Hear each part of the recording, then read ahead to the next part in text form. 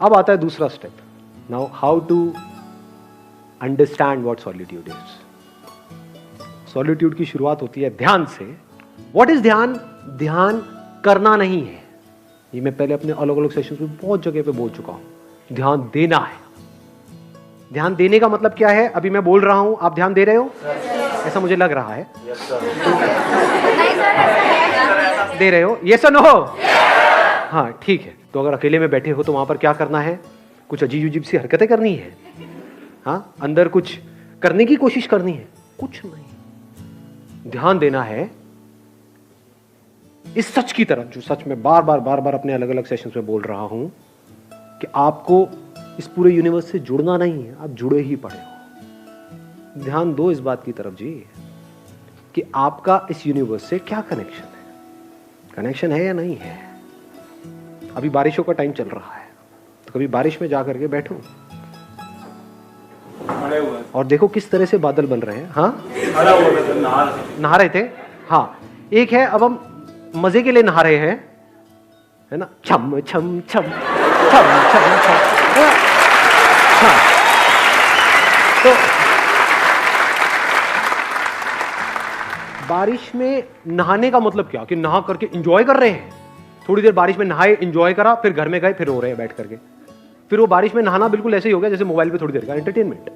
ध्यान दो, आराम से बैठो जा करके, टिक करके बारिश में, और अपने हाथ पे जो वो पानी की बूंदें गिरेंगी तो उसको पियो.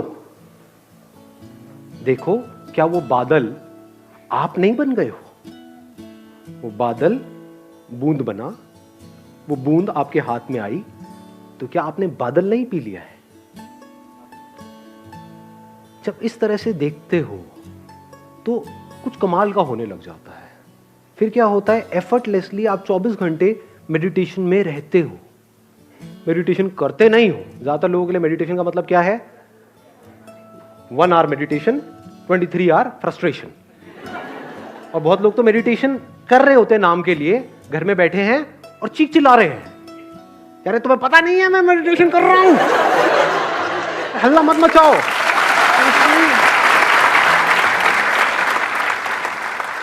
जब भी आप जो भी कुछ कर रहे हो उसको ध्यान से करो, अपनी पूरी अवेयरनेस से करो, पूरी अटेंशन से करो.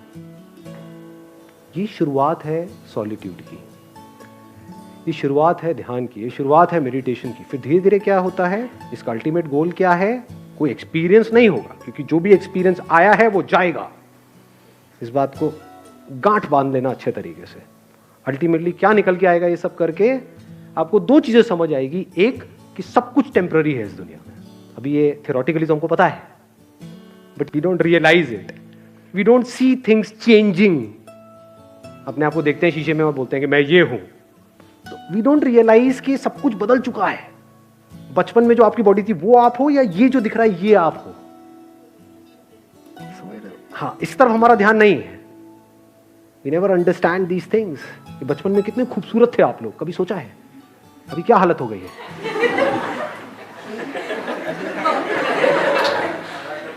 तो if you see things moving, changing, जैसे अगर कभी आप बैठे हो, अब यहां पे कोई पैटर्न नहीं है कि आपको यही करना है. कहीं पर भी आप बैठे होगे, एकदम से कुछ इनसाइट्स आ जाएंगी, कुछ नजर आ जाएगा.